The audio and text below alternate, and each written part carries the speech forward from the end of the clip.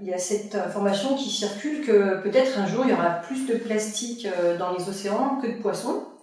Je ne sais pas si on va vraiment pouvoir compter et mesurer ça, mais c'est vrai qu'on balance de plus en plus de plastique dans les océans, et puis en même temps on sait que nos stocks de poissons sont en train de disparaître, donc c'est vrai que c'est préoccupant. En fait, la pollution plastique, elle est devenue emblématique quand on a pris conscience que les débris de plastique voyageaient dans les océans et finissaient par s'accumuler dans des vastes tourbillons océaniques au milieu des océans. On appelle ça les gyres subtropicaux. Il y en a 5 dans l'Atlantique Nord, l'Atlantique Sud, le Pacifique Nord, le Pacifique Sud et dans l'océan Indien.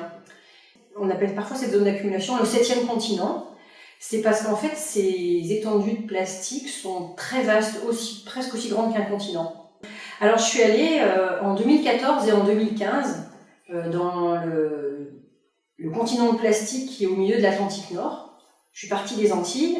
C'était avec une association, Expédition 7e continent, et on est parti avec un voilier. Il faut presque 10 jours de navigation pour arriver jusque dans la zone d'accumulation, qu'on appelle la mer des Sargasses.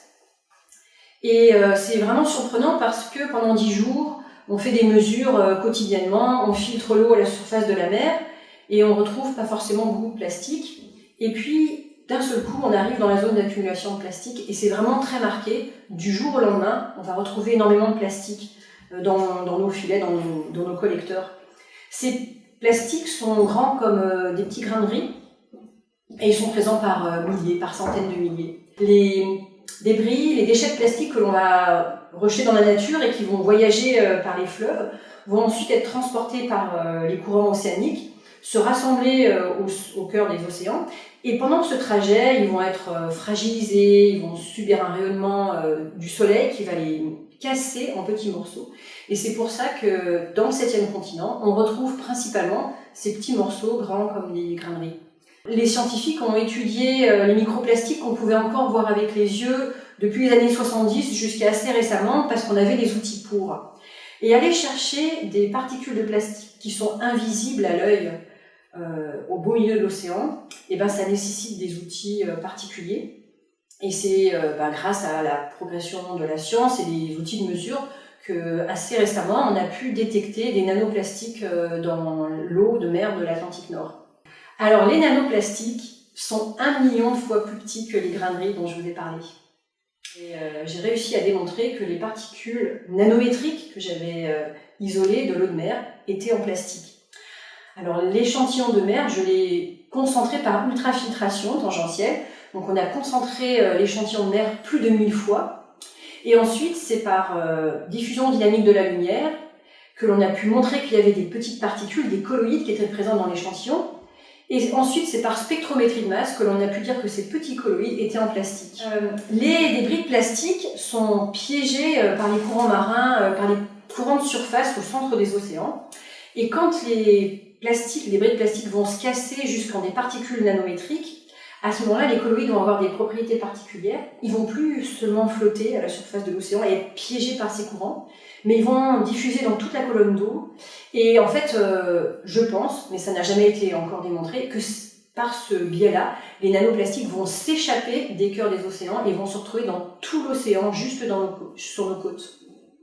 C'est l'objet de ma prochaine mission dans l'Atlantique Sud, d'aller vérifier cette hypothèse, que les nanoplastiques ne sont pas que emprisonnés au cœur des océans. Il y en a certainement aussi dans les rivières. Il y a déjà des chercheurs hollandais qui ont publié en début d'année la présence de nanoplastiques dans les eaux douces. Donc ça fait la 2e publication sur les nanoplastiques dans le milieu naturel. On ne sait pas encore doser ces nanoplastiques dans des animaux sauvages qu'on a prélevés dans l'environnement, mais il y a déjà des chercheurs qui travaillent en laboratoire.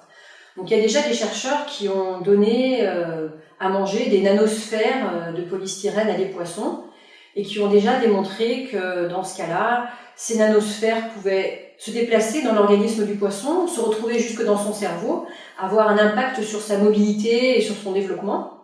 Et ils ont aussi, ces chercheurs, démontré que l'on pouvait retrouver ces nanoplastiques dans les larves de poissons, donc que ça passe d'une génération à une autre. Dans les années 2014-2015, la communauté scientifique, dans le domaine de la pollution de plastique, a vraiment pris conscience de l'étendue de notre méconnaissance.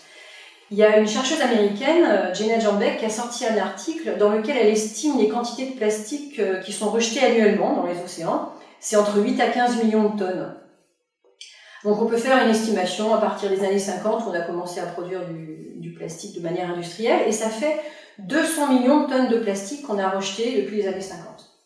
D'un autre côté, à peu près à la même époque, des physiciens océanographes ont fait des modélisations à grande échelle pour estimer la quantité de microplastiques qu'on avait repérés dans les océans, qui sont accumulés dans les gyres subtropicaux.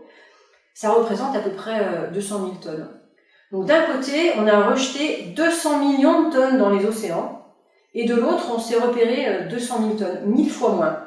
Et pour l'instant, il n'y a aucun chercheur qui peut expliquer où sont les 99,9% du reste du plastique. Il finit par s'échouer sur les côtes. Est-ce qu'il finit par couler au fond des océans? Est-ce qu'il s'est cassé en petites particules invisibles qu'on ne sait pas encore bien doser et repérer?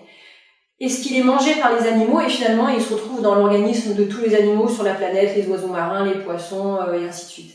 Et on n'arrive pas encore à dire, ben voilà, c'est cette voie qui est principale, ou il y a ces voies-là qui sont importantes. Donc voilà tout ce qu'on ne sait pas encore. Je me suis rendu compte qu'on avait très peu de données sur ces particules microscopiques à l'échelle du micron ou du nanomètre, et je me suis dit, il y en a quelle quantité, ça représente quelle quantité. Donc pour l'instant, j'ai développé des outils pour les détecter, et maintenant on est en train de travailler à savoir comment on va pouvoir doser, donc pouvoir dire quelle quantité ça va représenter.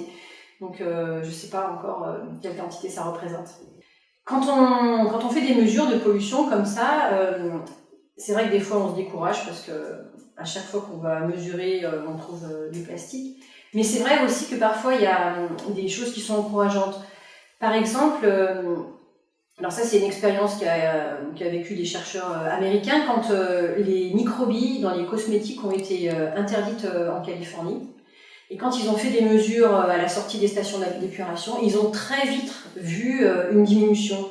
Donc en fait, voilà, ce qui est encourageant, c'est que si on identifie une source et qu'on peut trouver une solution, souvent on mesure assez rapidement les effets. On peut, avec nos résultats scientifiques, avoir un levier d'action pour la législation, par exemple, pour prendre des décisions ou légiférer sur la production de certains objets. C'était assez intéressant, par exemple, ce qu'a fait Surfrider. C'est une association en fait internationale qui est née en fait de surfeurs qui avaient pris conscience que il y avait de la pollution et ils ont voulu en fait ramasser les déchets sur les plages et puis les recenser.